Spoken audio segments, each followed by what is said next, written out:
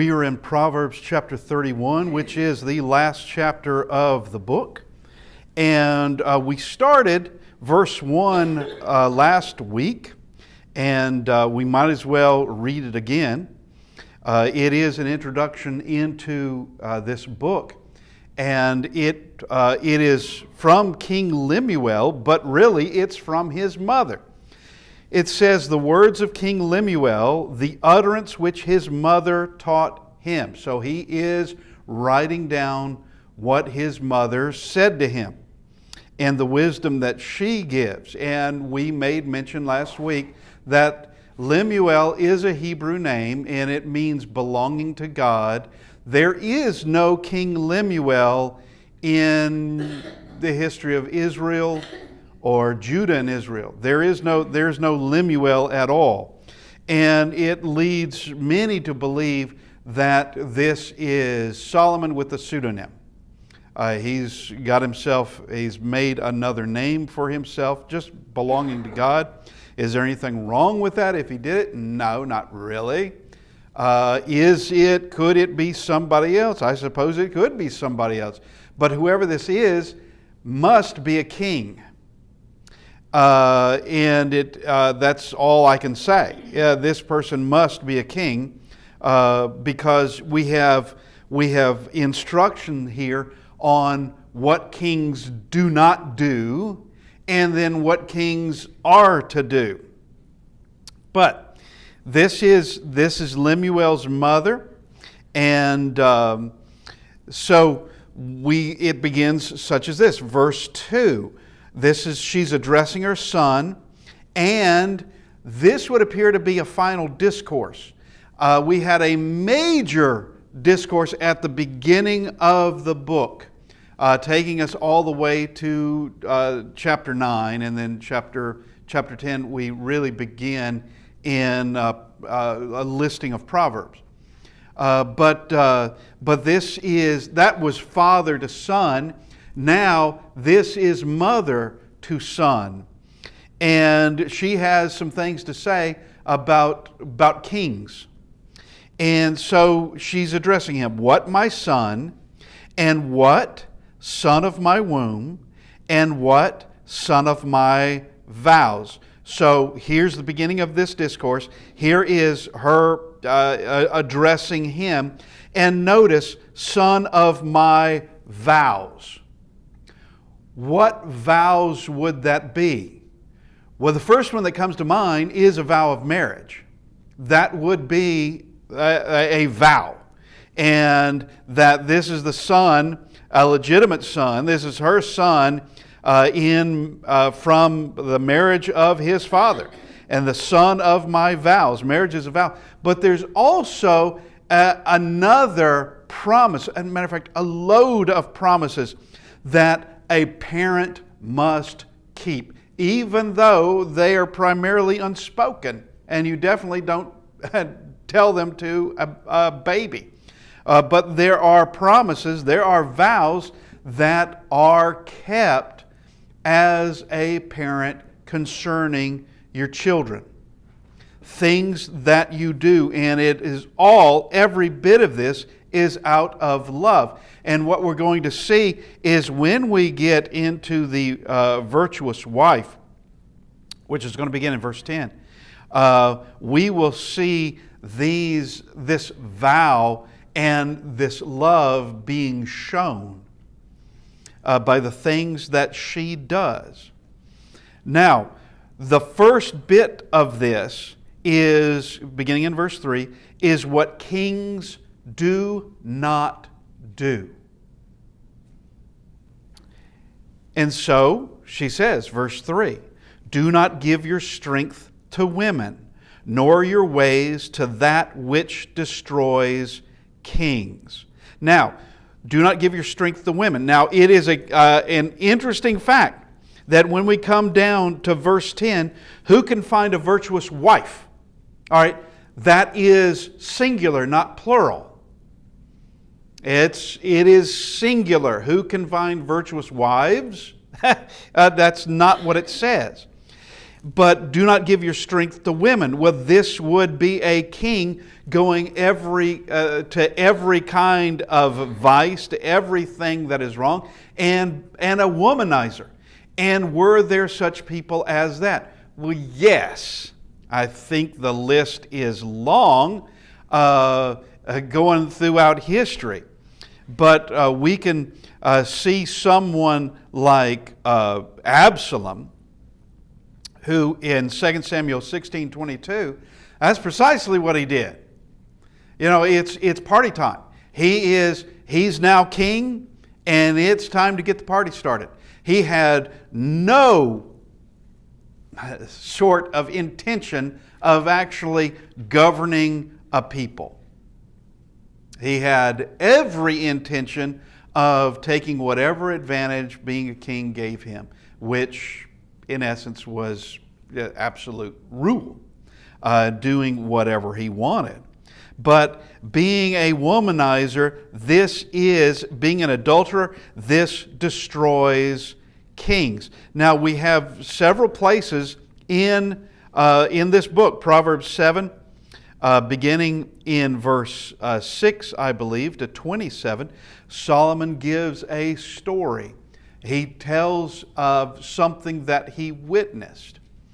And it was a seductress and a young man among the simple. This simple young man, and his life is going to be destroyed by her. She's already destroyed her life and others. He's just the next one in line and won't be the last one in line. But we can see other places in the book of Proverbs. But as for Solomon, we mentioned it last week. 1 Kings 11 and verse 3, his 700 wives and 300 concubines, and had he given his strength to women? Well, yes. And they had an influence on him. He actually, from the law of Moses, kings were not supposed to do that. Now, in the law of Moses, before there was a king, there were laws concerning kings. Because God knew what was going to happen in time. They were going to want a king. He knew that. And there were laws concerning kings. When we get into the life of Samuel, that's when they come around and they start talking to him of, we want a king like the nations. They're looking at the Gentile world and they're impressed by all of that. And here we have laws concerning kings, and Solomon is breaking those, and he's breaking those throughout his life in 700 wives and 300 concubines. And here, his wives turned away his heart, and we spoke of that last week. But here is this using status and power for debauchery. I can simply do as I please. And to that which destroys kings, it does. Just looking at 2 Samuel 12 and verse 13, David being confronted by the prophet Nathan, and David does repent, and then Nathan does say, you shall not die. Because God was going to kill David if he didn't repent. He was going to do it. As much as David had done prior to 2 Samuel 11, as much as all that he had gone through, God that does not give him the privilege or the power to do the things that he was doing, of taking another man's wife, and an honorable man, we might mention, and a man who was valuable to him. He takes his wife, kills that man, others die in the process, and there is no excuse for that. And God would have killed him. as he tells Nathan that okay, he's decided I'm not going to kill you because he repented. Now we come to verse 4. Now here we need to look at verse 3 in contrast to what we have coming up in verse 10, because giving your strength to women, that's not going to be to a virtuous wife. That's not it at all.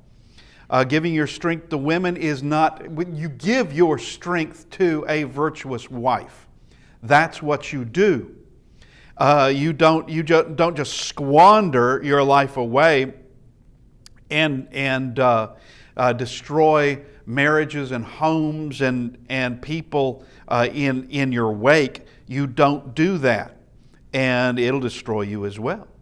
Now we come to that of drinking. Verse 4. By the way, there's, if you begin listing the Proverbs addressed to kings and rulers and kingdoms, which, you're addressing a thing concerning a kingdom, that would concern the king as well, you'll find there's quite a list. And when it speaks concerning that of justice, judgment, and equity from chapter 1, it is giving you the principles behind it. And here's one of those principles. Don't make yourself an instant tyrant. It goes in verse 4. It is not for kings, O Lemuel. It is not for kings to drink wine, nor for princes intoxicating drink. So we have this being addressed again. This was first addressed not for kings specifically. Now it is for kings. In chapter 20 and verse 1. That's the first mention of drinking. It's not the only place. Chapter 23, beginning in verse 29, there's a section concerning drinking. And we also, whoever's led astray by it is not wise. And I add my words, a fool. They are a fool. Wine is a mocker. Now, I want you to notice something, because there is this connection of wine and intoxicating drink. That there is a mentality that wine and beer and what we might call low-grade sort, it's not high in alcohol content, things that aren't terribly high in alcohol content, those are permissible, whereas stronger drinks such as gin and vodka and pure grain alcohol, all right, that's over the top. That's not permissible. But I want you to notice, in this section, wine is mentioned twice, verse 4 and verse 6, and also connected with intoxicating drink and strong drink. Once again, verses 4 and 6. It is not for kings, verse 4, it is not for kings, O Lemuel. It is not for kings to drink wine, nor for princes intoxicating drink. Then it's going to tell us why. Because there's going to be a perversion of justice. An entire kingdom is relying on you. An entire kingdom is, in fact, balanced on justice. That's what it's balanced on. People will put up with a lot of things. They'll put up with a lot of things. They'll put up with famines. They'll put up with economics going up and plummeting. They'll put up with a lot of things, but they will not put up with injustice. When they get whiff of it, when they begin to realize there is no justice here, they're not going to put up with that. They don't put up with that for very long at all. And as we have seen from the book of Proverbs, that a kingdom is balanced on justice, and you are going to destroy yours. Now, let's look at these words again. Wine, intoxicating drink, strong drink, and wine again. They're all in the same category and all are forbidden. And I want you to understand this is not just for kings, though she's addressing a king. These are not for kings. This is not just for her son. This is advice for everybody. This is advice for everybody. Now, I'm going to just want to take a side note in this concerning that of wine and intoxicating drink. All right. While one may take, let's just do the categories here. Okay, just something like wine or something like vodka. Vodka will get you on your face faster than wine will. Okay, it definitely will. All right, ounce per ounce. You can drink, I assume you can drink a whole lot more wine than you can vodka. One will make you pass out a lot faster than the other. But there's still a primary effect. It's not a side effect. It's the primary effect. One does not drink vodka for the taste of it. You drink it because it's intoxicating. There are those who will say they drink wine for the taste of it or for the flavor of it. Okay, I'm sure you can get something much better than that doesn't affect you and your judgment is being impaired and you turn into something else. Alcohol does not improve any situation, and it definitely doesn't improve a situation for a king where everyone relies on him. Everybody relies on that king. And that king must be ready for anything at any time. Must be. Because an enemy can just show up at your doorstep at 4 a.m. Is the king ready? Something can occur in any point in the day of an earthquake, of a tragedy, of something that happens, and a king must be ready. Well, we can apply that to everybody else. Everybody must be ready for anything and for any kind of judgment call that has to be made. Any kind of wisdom that has to be made. You don't want to, what's the point of gaining wisdom from the book of Proverbs or from the Bible only to soak yourself down in alcohol and it's not there anymore. You can't utilize it. It's gone.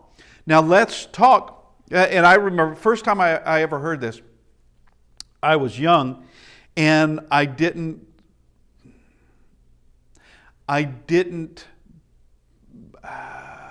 didn't square with me. All right? But since then, I've learned. I was young. First time I ever heard someone say, when you take the first drink, you're one drink drunk. Well, that's true. Okay? First off, we have to ask the question, at what point are you drunk? Well, you don't know. All right, we have a legal standard that tells us how if you're over a certain point, you can't legally drive, but is that drunk? Did you not get there prior to that? Anything that is going to impair your judgment that you're putting into yourself, anything that's going to impair your judgment is not good. Now, let's just talk about a medication. Just think of whatever medication it is. All right? And we're not going to take the whole capsule. We're going to take just a portion of that capsule. Whatever that medication happens to be, we're going to take a portion of that portion, just a small portion of that medication. Is that medication now in your body? Yes. Would a toxicologist or some other be able to detect that in your body? Yes. Whatever that medication is supposed to do, will its primary effect begin to go to work? Yeah, it will. It's not going to be as potent as having the full tablet, but you have begun. You have begun. It is going to have whatever its primary effect is, maybe on a lower level, but you have taken that medication. And it is now in your system, and it's going to begin to do whatever it is that it's supposed to do. You take more, and you have more, and its primary effect is going to increase.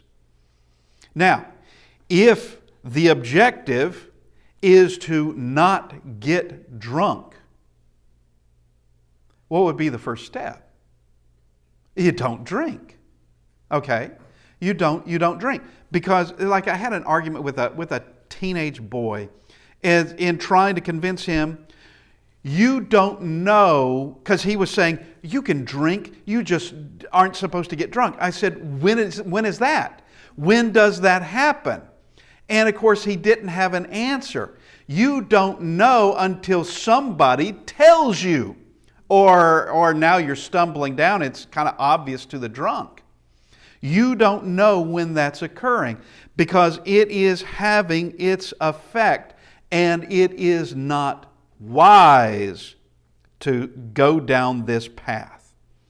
How is it that some are alcoholics and some can drink their entire life and they're not alcoholics? I don't know, but do you want to play with that fire? I don't know. I have no idea why it is. Is it genetics? Is it personality? I don't know. I don't know what it is. But it's best not to play in that fire. Now, she says it's not for kings to drink wine, nor princes intoxicating drink, lest, verse 5, here is the reason, lest they drink and forget the law and pervert the justice of all the afflicted. You are responsible. As king, you are responsible for a great many lives. And here are the very lives who need you the most. The afflicted. They need the king. They need their king to do his job the best. They need him the most. And you will abandon them. You will go against them because you will become instant tyrant, instantly incompetent, inept, disqualified, and it will be nothing but a twisting and a perversion of justice. That's what you get. And I've never seen anyone drunk who was really worth anything. I remember as I was in my youth seeing this couple. They were drinking, and they began, in the process of it, they began laughing and giggling, and there's nothing to laugh at. I do have a sense of humor, by the way. I do have a sense of humor, but honestly, we're laughing at anything. Okay, all right, so they're having fun. And then it wasn't long, just a few minutes later, and they are just staring off into nothingness. Both of them. And you could, at that point, you could do whatever you wanted. You could drag them off and throw them in the lake if that's what you wanted to do. They were absolutely helpless. They made themselves that way, and you're going to go to them for some sort of justice? No, you couldn't. You couldn't do it at all. And you don't know a reaction that somebody or that yourself may have, because a drunk is unpredictable. Drunk can go into a rage. Drunk can just begin to weep. A drunk there's numerous things in going from one extreme to another. You don't know. And as king, that's not good. Lives depend on you. Don't forget the law. Don't pervert justice. Proverbs 29:4, the kingdom establishes the land by justice. Proverbs 16:12, a throne is established by righteousness. 29:14, the king who judges the poor with truth, his throne will be established forever. All right, this is not by way of drunkenness or indulgence or just out and out abandon. It's none of those things. This requires someone who has a sobriety about them and can look at a situation evenly. And, continue and know the law. Now, verse 6 and 7 are not advice to people who are in these situations. There are three situations. One is the dying. The next is basically the miserable. And the third are the impoverished. All right? This is an advice on how to deal with these things, how to deal with death, or how to deal with when you're just miserable or when you're in poverty. This is not advice, but he is, or rather she is saying to Lemuel, if anybody's going to drink, let them drink, not you. If anybody's going to drink, just let them do it. Don't you follow suit. Give strong drink. That doesn't mean that he's to do it, but to let others drink, get drunk, and be fools. Now, these are three different situations. Give strong drink to him who is perishing. All right, that does mean dying. Give strong drink to that one. And wine to those who are bitter of heart. All right, here's just someone who's just miserable. Something has happened in their life, and whatever it was, they are now bitter of heart. Well, this is not good advice on how to deal with grief. It's not. But just by way of a little side note in this, grief has a process. Someone truly who is bitter of heart, someone going through this, grief has a process. Drunkenness just puts that on pause. That's all it does. The process still has to play out. And putting it on pause doesn't really help anything. And now we come to the third, verse 7. Let him drink and forget his poverty. That's being impoverished. And remember his misery no more. All right? Will this improve any of these situations? No, it doesn't. It definitely doesn't. Had an acquaintance. Actually, he was a friend many, many years ago. Lost touch with him. Got a phone call from a mutual friend who told me that Steve killed himself. He had, and I knew that Steve could have bouts of depression, and he could also have bouts of just euphoria. He could have bouts of just being the happiest person on the block. He can go back and forth. And he had gone into depression, got to drinking, and he killed himself. All right, and well, that's that. That in someone who's bitter of heart. Well, it definitely didn't help him, and because you have this depressant that adds to being depressed, and poverty is not improved by drinking. Or this is just making you momentarily blind, and then reality comes in with the result of having been drunk. All right, that's a rude awakening. And it's also self-inflicted. This is no solution, solves nothing, and once again, this isn't meant as advice. Now, just as another note, 1 Timothy 5:23, drink a little wine for your stomach's sake and for your many infirmities. All right, that's Paul to Timothy, and it's for medicinal reasons. It's not for getting drunk.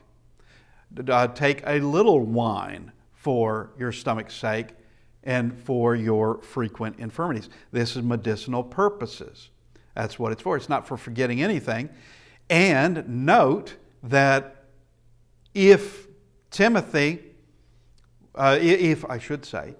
Christians have the right to just swill wine, just as a casual drinking or as a social drinking, then Paul wouldn't have to tell him that, because that's what Timothy would already be doing. But he has to tell him. And now, for that is a different situation than someone who's just miserable or someone who's impoverished. Now, someone who is dying, all right, that I could see that as medicinal, but not for getting drunk. I could see that as being medicinal for that person, someone who truly is dying. But once again, in all this, we have previous words, 20 and verse 1, wine is a mocker. It has a stinger to it. It's going to bite, and it just destroys lives, is what it does. And there is, in all of this, a king must keep himself clear of that, because you didn't, on a sober day, you got a great man. When he's drunk, what do you got? You got a useless man. That's all you got. Once again, that's just abandonment. Now, we come to verse 8. This is what kings do.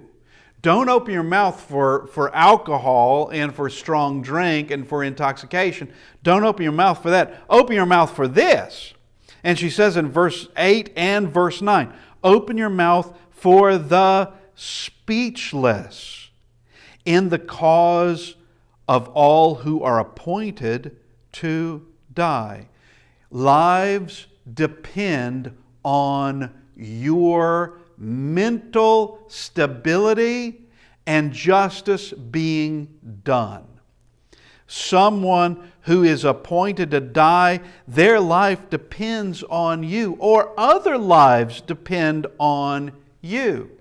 Only a madman would let Barabbas out to appease a bunch of people who just wanted Jesus dead. Only a madman would do that. Because what's Barabbas going to do? He's been in a rebellion. He's going right back to his friends, right back to the activities that he'd been doing, and quite likely killing. Again, that's what he does.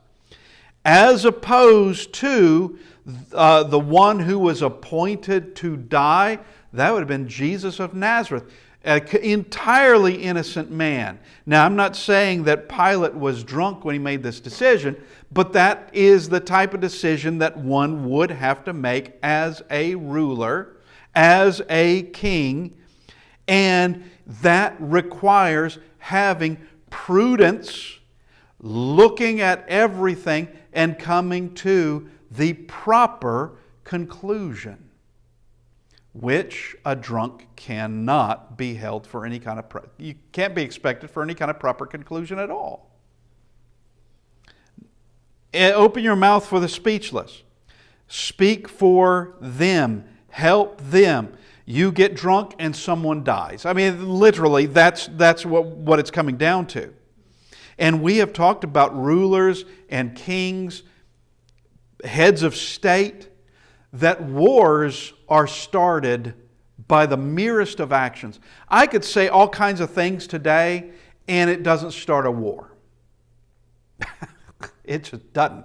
Nobody pays attention. Nobody cares. I have no power anyway. But for heads of state, you say the wrong thing, and lives may now be, death. There's death coming in for your kingdom and somebody else's kingdom. And all because of saying the wrong thing. And now, verse 9, open your mouth once again. Open your mouth. These are things that can't be done while drunk. Judge righteously and plead the cause of the poor and needy. This is what you should be doing. This is, instead of wine, intoxicating drink, open your mouth for the speechless. Judge righteously. Plead the cause for the poor and needy. Proverbs 29:14. Once again, the throne is established forever by the king who judges the poor with truth. That is done with sobriety and taking your position seriously. And it is a serious position. Now, we come to the last section. And this section has smaller sections in it. But this is the last section of the book.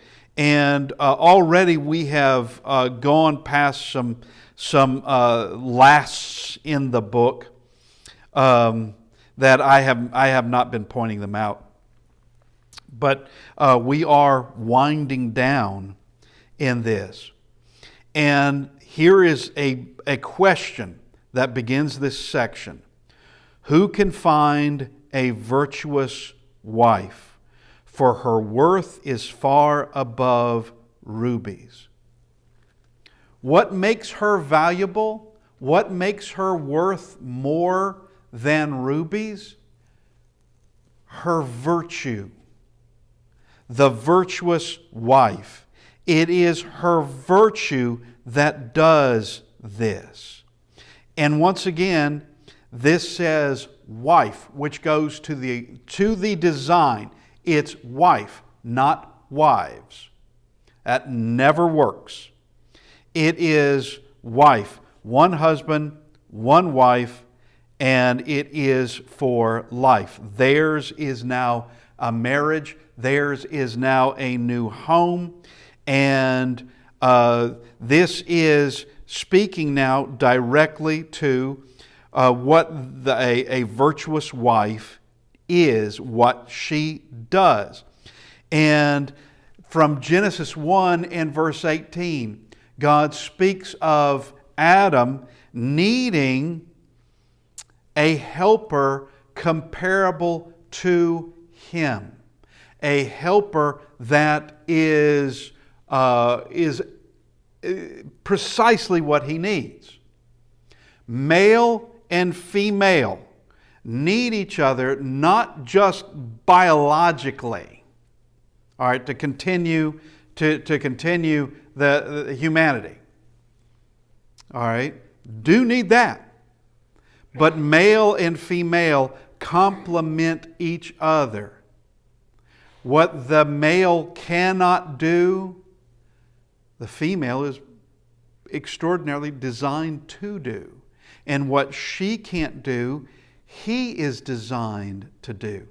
And emotionally, they help each other. They become a team. One is not a slave to the other. All you have to do is go to 1 Corinthians chapter 7 and you'll see where that is the case.